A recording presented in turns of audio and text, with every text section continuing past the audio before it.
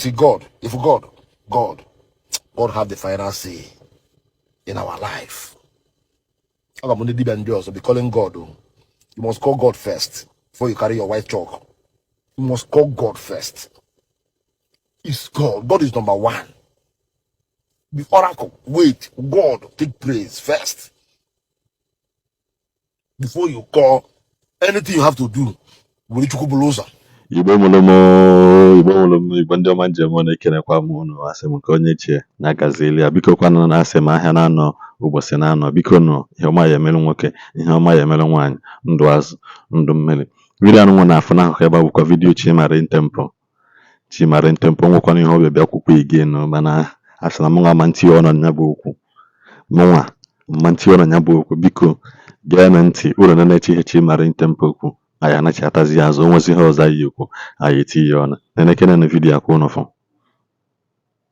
God, you see, God have the final say in our life. I'm going to be calling God. Oh. You must call God first before you carry your white chalk. You must call God first. It's God. God is number one. The oracle. Wait. God, take praise first. Before you call anything you have to do.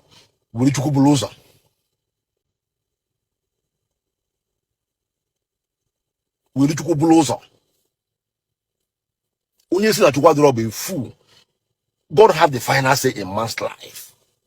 Whether you are a native doctor, whether you are a pastor, whether you are a prophet, whether you are a prophetess, you must keep God first. We don't love ourselves. Anyị bụ ndị Igbo. We are our problem to ourselves.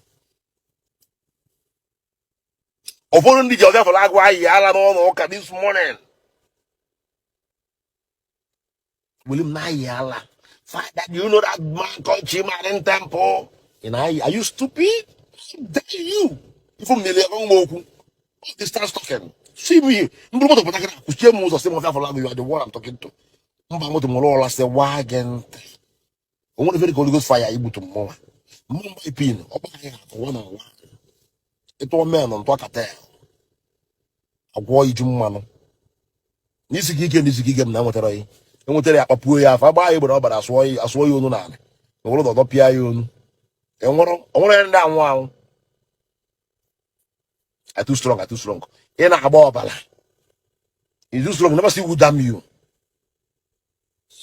You never see Mutu, you never see person who jam you. No, you too strong. I believe in God. God gave me power. Power to do this, power from mouth. Talking too much, making noise. Talking blah blah blah blah blah to convince people. You don't know talk much. In fact, they may make an equate. You know some people that did pure water factory and they're selling it as a spiritual water. Meli, not meli spiritual water. Spiritual water. Meli chukume. It is not spiritual. That doesn't look where go. Maybe we'll want food trailer. Or you understand? I don't know. You are a liar. If you are sick, you go and drink medicine. You drink medicine, you go die. Hey, about the whole okay, everyone that I'm drinking water and believing faith is working. You will die pay. Hey, I'm upon one. Hey, if you are sick and you don't go to go and take a herbs or go to hospital and do your lab, you won't pay. Oil will kill you. Oil will kill you. And when you die, your pastor will come. Your native doctor will come. You come and observe tradition. Abia mebeli ekpele onye nwanyị adawo m n'ala adam n'ala kpere gị o ọ na-anụdo ọ na na ndokwa o ọ na-anụdo ọ na na ndokwa o ọ na-anụdo ọ na na ndokwa o ọ na-anụdo ọ na na ndokwa asị nwunye it is well na mmadụ anwụrụ it is well na mmadụ anwụrụ anyị chọrọ it is well I don't need that it is well at all now. I don't know why it is well. But I don't want to die.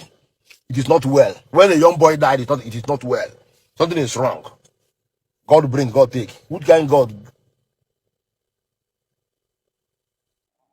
Thank you guys so na necha gonya video biko na ọ bụla isi na dị biko nyere na ya aka gbasa ozi a nyelekwana na ya aka subscribe na this channel share kwa na video anụnwa bụ your notification ka ị na-enweta notification bụ na post video ọfụ igbo ịnyekwa na the like button nke a bụkwa na aka na ọdọ na anụnwa igbo your notification ka ọ na-abata anytime anyị tile video ọfụ igbo ndị ọma njem ọnụ igbo nwere nzem ọzọ ka enwe na ọ ya dị mgbe ọzọ